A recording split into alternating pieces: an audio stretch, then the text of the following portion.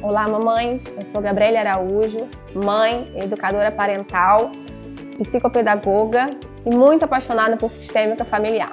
No vídeo de hoje, falaremos dos perigos do lapso de memória para o desenvolvimento dos nossos filhos. Vocês têm noção do que são os lapsos de memória e as consequências que eles causam? Mas antes de tudo, curta esse vídeo, se inscreva no canal, ative o sininho, compartilhe com outras mamães, para que assim possamos juntas cada vez mais crescer e contribuir umas com as outras.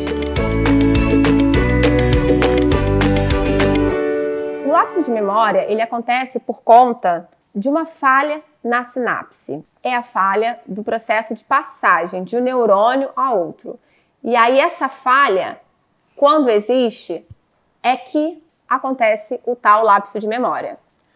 O uso da tecnologia influencia muito, porque uma criança, ela precisa ter as suas memórias, as suas vivências, de tudo que tem acontecido em sua vida. Então, quando passa muitas horas usando as telas, os jogos online, televisão, celular, enfim, horas ininterruptas, muitas vezes sem se alimentar, a criança vai sobrepondo essas memórias umas às outras. O que significa isso? Por exemplo, vocês passearam há um mês atrás ou tiveram uma tarde de jogos em família. E aí isso vai acontecer normalmente de 3 em 3 meses ou de 2 em 2 meses. Porém, a maior vivência dela não é com seus familiares, não é com tempo de qualidade com seus familiares, mas sim o tempo de qualidade na frente das telas. Então, automaticamente, essas memórias vão criando um enorme vácuo, que é o chamado lapso de memória. E esse vácuo, essa lacuna, é perigosíssima para o desenvolvimento cognitivo do seu filho. Consequentemente, ele dá um novo significado a tudo que ele está vivendo.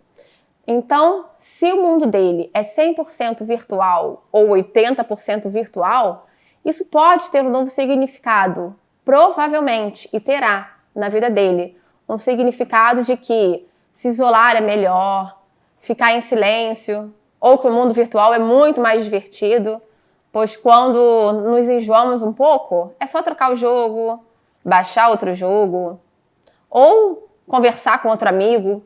Ou seja, as coisas e as pessoas são descartáveis. Então precisamos nos atentar para isso. Isso é uma grave consequência e que está se tornando cada vez mais comum.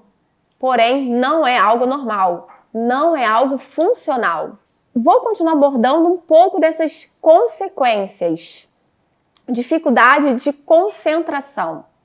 Pois, como eu falei anteriormente, o uso das telinhas, principalmente celular e jogos online, existe essa grande facilidade de mudança de parceiros de jogos, mudança, ou melhor, baixando novos aplicativos. O tempo todo precisamos nos entreter.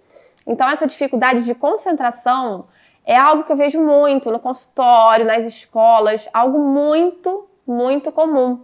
A dificuldade tanto de concentração quanto de interação. E aí a dificuldade de interação começa a se agravar, pois a criança não se sente pertencente ao meio que ela vive.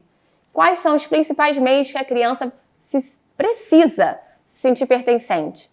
Na escola e na sua família. Na sua família em primeiro lugar. Mas as grandes vivências de uma criança é dentro do seu lar e dentro da sua escola, dentro da sua sala de aula. Com o uso abusivo das telas, a criança tem menos interação com o mundo real. Consequentemente, dificuldade de se concentrar, de se comunicar e de se sentir pertencente. E isso é algo muito perigoso, pois cada vez mais o que acontece? Ele continua alimentando esse vício que às vezes é 100% virtual. E quando alimenta esse vício, ele foge da realidade, de qualquer contato mais profundo, conversas, de se abrir com seus pais, com professores, com profissionais, vai se tornando cada vez mais difícil. É algo muito lento. No início, imperceptível, mas depois, infelizmente, é algo que nós percebemos como professores, educadores, profissionais e precisamos o tempo todo alertar esses pais quando eles querem ser alertados ou serem ouvidos. Nós conseguimos falar. Outras consequências mais graves são a irritabilidade e o nervosismo quando a criança fica sem a tela, sem o uso do celular. Vou meter aqui ao celular, porque o celular é algo portátil, que você pode levar para um restaurante, que você pode levar para a casa da avó, para todos os lugares. Então, que ele continua sendo acompanhado por essa criança e exigindo o mínimo de esforço de convívio social possível. Então, quando você tira o celular da criança, dependendo da maneira como você tira, é claro, causa muita irritabilidade e nervosismo. Algo, muitas vezes, incontrolável. Esse é um exemplo de realmente uma pessoa que tem essa dependência, esse vício, seja qual for a faixa etária. Pois, por exemplo, nós que somos adultos, temos grandes dificuldades em ficarmos 5 minutos ou, às vezes, 2 horas no celular. Quando a gente vê, o tempo já passou.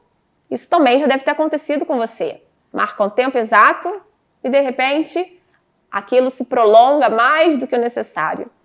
A criança, ela não sabe separar o que é algo produtivo, o que é algo prazeroso. O cérebro da criança está em desenvolvimento, em constante desenvolvimento.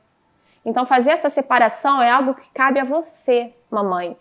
Só que para isso, a gente precisa primeiro fazer conosco, pois nós somos os maiores exemplos, na prática, dos nossos filhos.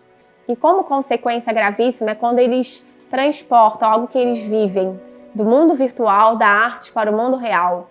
Nós vimos casos de meninos que eram introspectivos, que ficavam quase que 20 horas jogando sozinhos nos seus quartos e transformaram isso em realidade. Entraram em escolas e fizeram coisas absurdas. Quando chega nesse momento, realmente é porque foi nutrido tudo que eu falei no início do vídeo. Tudo que ele vivenciou no início do vídeo, dia após dia. Depois ele achou por bem, ou melhor, por mal, tornar isso real. Pois se ele não se sente pertencente, não se sente amado, ele também não quer que ninguém se sinta.